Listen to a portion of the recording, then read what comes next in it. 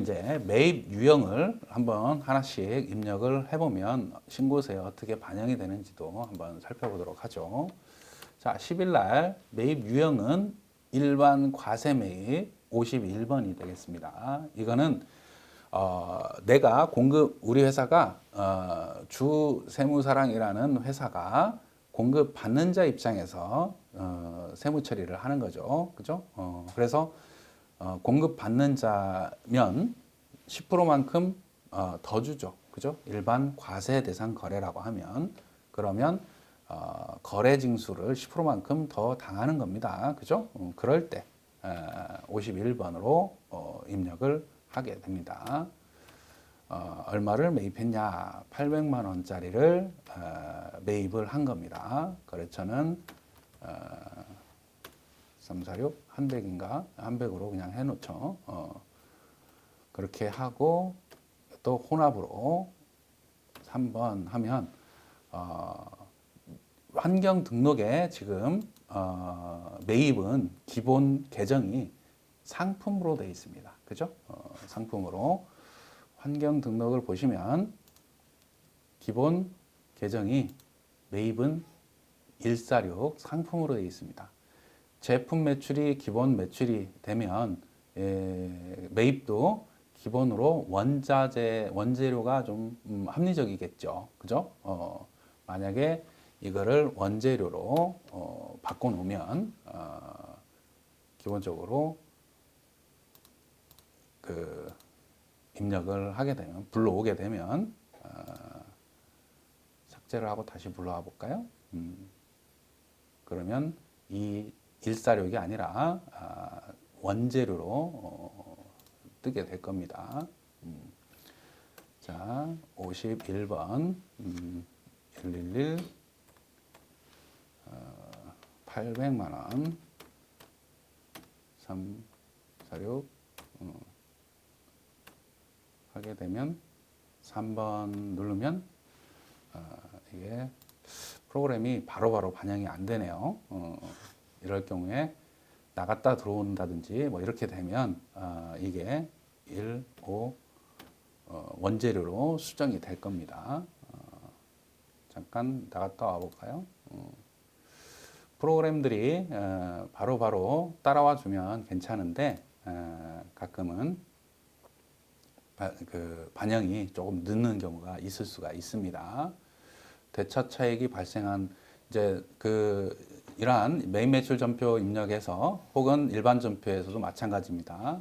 대차 차익이 발생을 하는 경우에 이런 경고 그 문구가 뜹니다. 뭘 잘못 입력을 한 거죠? 지금 입력하다가 마른 거잖아요, 그죠? 이 대차 차익에 대해서 그 원재료에 대해서 그러면 이런 게 발견이 되면 어때요? 추가적으로 이거 외상 매입금으로 분괴를 하는 거를 내가 깜빡했구나 이렇게 얘기를 할 수가 있겠습니다. 그래서 매입 매출 전표에 입력을 한 거를 다시 한번 조회를 해보면 그 800만 원이 입력을 했고요. 이건 인위적으로 해놓은 거잖아요, 그죠? 인위적으로 바꿔놨는데 환경 등록에서 회계 원재료로 지금 수정을 했어요. 매출을 제품 매출로 해놨으니까 매입은 원재료로 수정을 해놨으면 매입 매출 전표 입력을 할 때 이게 반영이 되지 않을까. 만약에 100만 원짜리 구입을 했다라고 하면 혼합하면 원재료로 이렇게 뜨는 거죠. 그죠? 기본 세팅을 바로 반영이 안 되고 좀 한참 있다가 반영이 되네요. 그죠? 나갔다가 들어와야 되는 그러한 프로그램상의 어떤 성격이다. 이렇게 보시면 되겠어요. 이렇게 입력한 거 이렇게 입력을 하고 대변에 외상 매입금이 되겠죠. 그죠? 이렇게 회계 처리를 해 놓으면 이 두 건에 대해서는 어디로 반영이 되겠어요? 이 두 건에 대해서 부가세 신고서상에 세금계산서 매입세액 중에 세금계산서 수치분 이쪽으로 반영이 될 겁니다. 한번 조회해 볼까요? 조회하면 900만 원이 여기로 들어오죠, 그죠? 자, 부가세 입력 전표를 어떻게 입력을 하느냐에 따라서 신고서상에 어떤 식으로 어떤 곳으로 반영이 되는지 뭐 이런 것들을 한번 따져보고 있는 겁니다. 여러분들이 한 번씩 적어도 뭐 이렇게 손으로 한번 해보는 게 굉장히 중요한 내용이다. 이렇게 다시 한번 강조를 해봅니다. 자, 여기 보니까 영세율이 매입이네요. 52 영세다라고 하면 우리가 공급 받는 자로서 상대방이 영세율 세금계산서를 우리한테 발급을 한 거죠. 그죠? 그럴 경우에 52번으로 영세 매입 이렇게 생각을 해서 기재를 한다 이런 얘기입니다. 300만 원으로 해볼까요? 그러면 혼합하면 원재재, 그죠? 원재료가 기본 세팅이 나옵니다. 영세율 세금계산서를 받았으니까 거래징수 당한 매입세액은 없는 거죠, 그죠? 그래서 외상 매입금 기재를 하면 되겠다. 이 영세율 세금계산서를 발급받은 그러한 내용은 부가세 신고서상에 어떻게 반영이 되느냐. 여기로 일반 매입으로 세금계산서 수취분이니까 이쪽으로 합쳐질 겁니다. 조회를 해보면 여기로 들어오죠. 그죠? 얼마를 입력했어요? 우리가 지금 300만 원을 입력했잖아요. 그죠? 300만 원이 플러스가 되면서 세액은 변동이 없죠. 0의 세율이니까. 그죠? 이렇게 반영이 될 수 있고, 혹시 고정자산을 매입을 했다라고 하면 이쪽에 반영이 됩니다.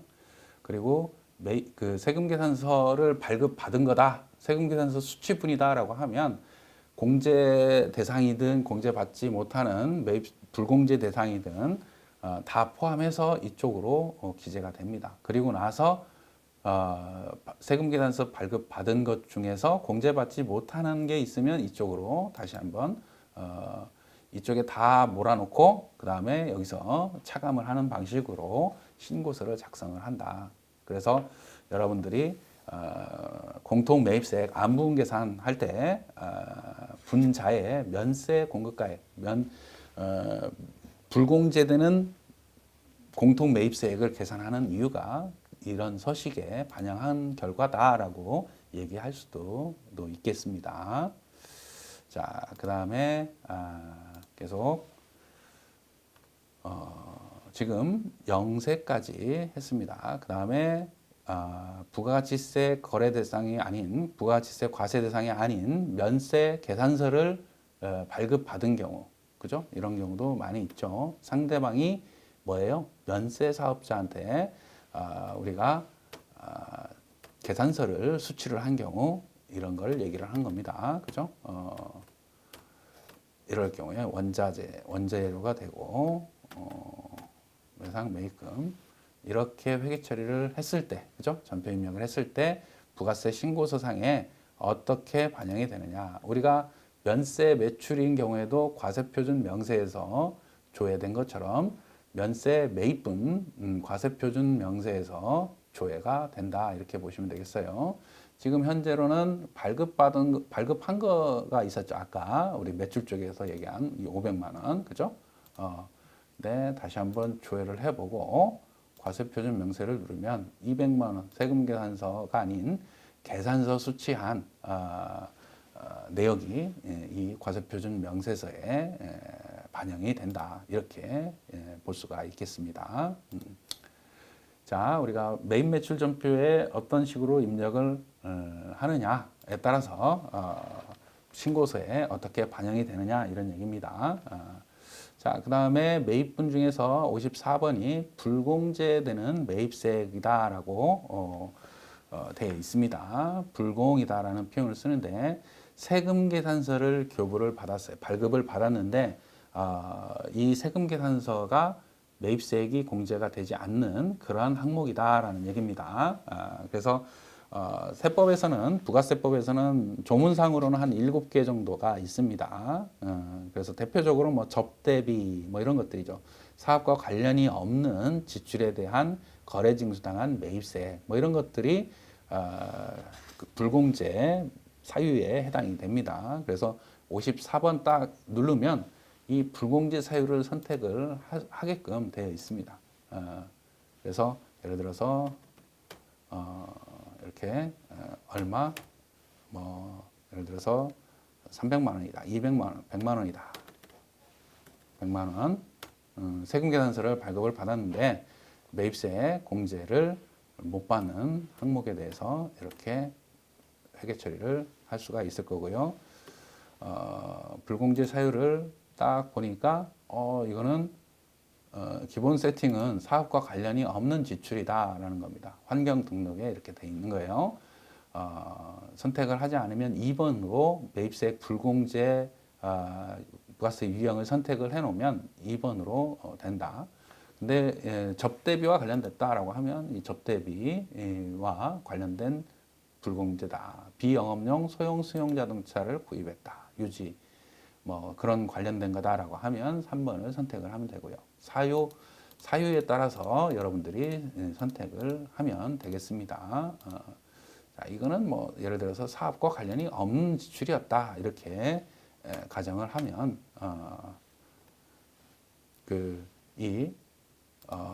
거래징수 당한 매입세액이 있지만 이 매입세액이 뭐예요?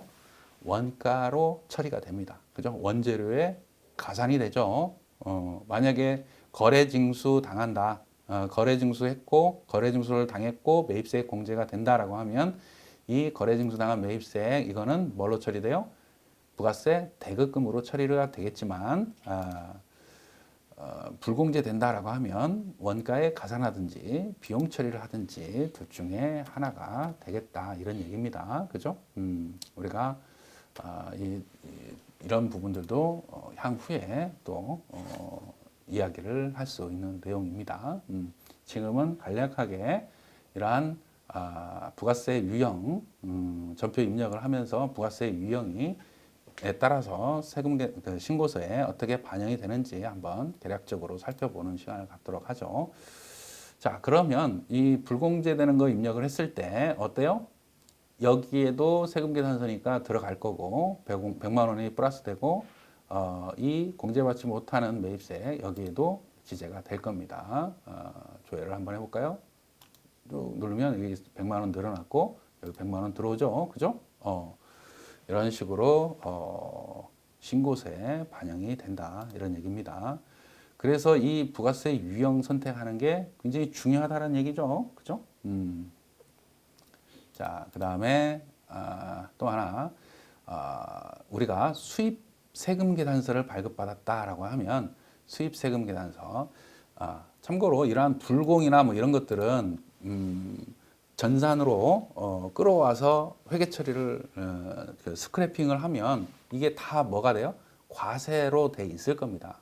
그러면 그 내역들을 보고 우리가 불공제 대상이다라고 하면 그거를 고쳐야 된다는 얘기예요. 그죠? 그러니까 끌어와진 스크래핑된 자료가 완벽하지 않다라는 얘기를 다시 한번 강조를 드리는 거예요. 자, 그 다음에 수입을 했다. 수입 통관한 내용이 있다. 수입 세금 계산서를 발급받았다. 세관장으로부터. 그럴 경우는 52로 가게, 54로 55죠. 자, 수입 55로 입력을 하게 됩니다. 그러면 뭐 예를 들어서 300만 원 수입을 했다. 여기는 뭐 보통 세관이게 되겠죠. 인천세관 뭐 이런 식으로 반영이 되겠죠. 그렇게 되면 수입과 관련해서는 공급 가액은 회계 처리가 안 되죠. 그죠? 공급 가액하고는 공급 가액이 아닌 부가가치세만 회계 처리가 된다. 이 부분도 우리가 좀 기억을 좀 해야 되지 않을까 그런 생각이 듭니다.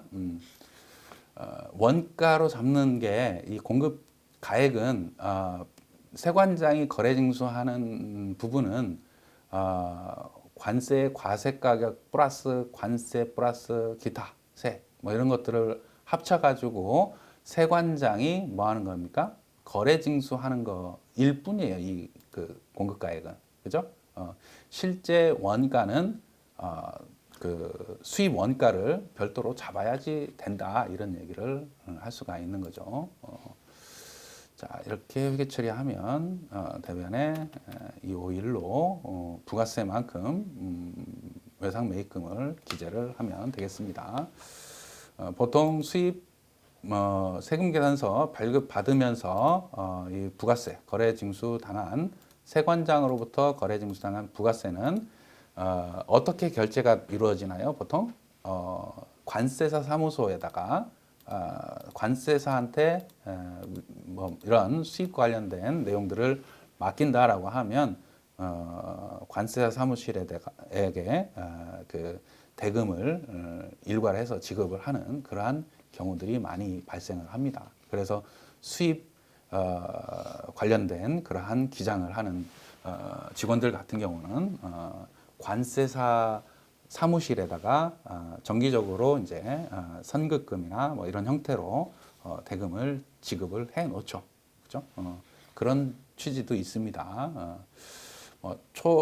신입 사원들 같은 경우는 뭐 이런 것들을 잘 처리를 안 할 수도 있긴 하지만 어쨌든 그런 내용들이 있다. 자, 그 다음에 우리가 수입 세금 계산서, 그 다음에